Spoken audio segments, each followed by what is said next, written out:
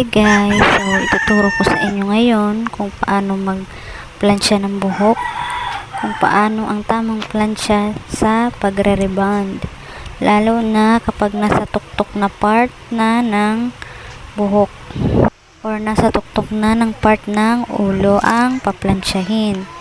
Stay tuned lang po kayo guys hanggang sa dulo para makita nyo po kung paano ko ginagawa ang pagpaplansya ng rebond. So, ayan nga yung aking client. Sobrang sarap ng kanyang tulog. Dahil pagod na pagod yan sa kanyang trabaho. Ang client ko palang ito ay sobrang tagal na kami. Siguro magpa 5 years na kami. Nagsimula lang kami yung nag-aaral siya. Tapos, ngayon, nagtatrabaho na siya. Hanggang ngayon, natitiwala pa rin sa aking pagre-rebond. Yan. Sa pagpaplansya nga pala ng buhok, ay kailangan ipisan nyo lang para maluto at pulido ang pagkakaplansya ng buhok upang ma-straight talaga ito ng maayos. Ang gamit ko nga palang hair iron ay Sukani brand. Maganda itong gamitin dahil magaan lang siya at sobrang init. Kayo na lang ang mag-a-adjust guys kapag makapal yung buhok. Medyo mataas yung init niya. At kapag sobrang nipis at treated hair naman, kailangan yung bawasan para hindi masunog ang buhok ng ating client. So, andito na nga tayo sa tuktok na part ng buhok na kailangan nating maayos ang pagpaplansya at ipapakita ko sa inyo kung paano ito gagawin. So, as you can see, kailangan pataas muna ang ating paghagod na plansya and then down.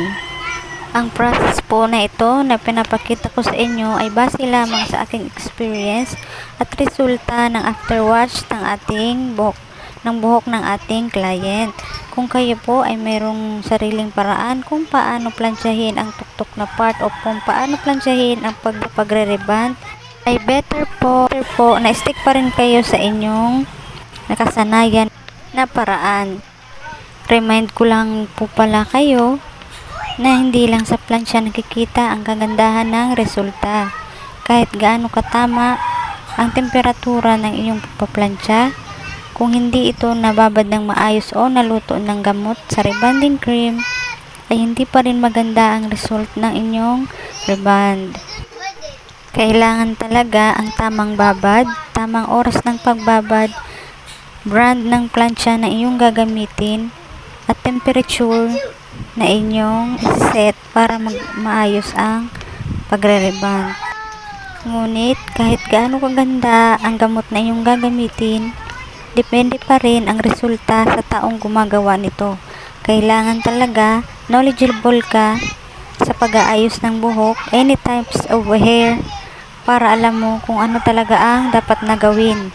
Once na pinili mo ang ganitong klaseng trabaho as hair stylist or beautician, kailangan meron kang mahabang pasensya, lawak ng pag-iisip sa mga bago mong matututunan. Higit sa lahat, sipag at tiyaga, dahil once na sinimulan mo, pinag-igihan mo, pinagsikapan mo, at tiyanagaan mo talaga, soon magbubunga ito ng sobrang laking tulong din, lalong-lalo na sa ating mga nanay na nasa bahay lang. At kahit nasa bahay lang, ay pwede tayong kumita at makatulong sa ating mga pamilya. So hanggang dito na lang muna. Ito na nga pala ang ating final results sa ating ginawang rebond with Brazilian Botox. So para sa mga mami dyan na gusto rin kumita o magkaroon ng skill kahit nasa bahay lang, nawa ay marami po kayong matutunan sa aking mga i-upload pang mga videos sa mga susunod na araw. Salamat!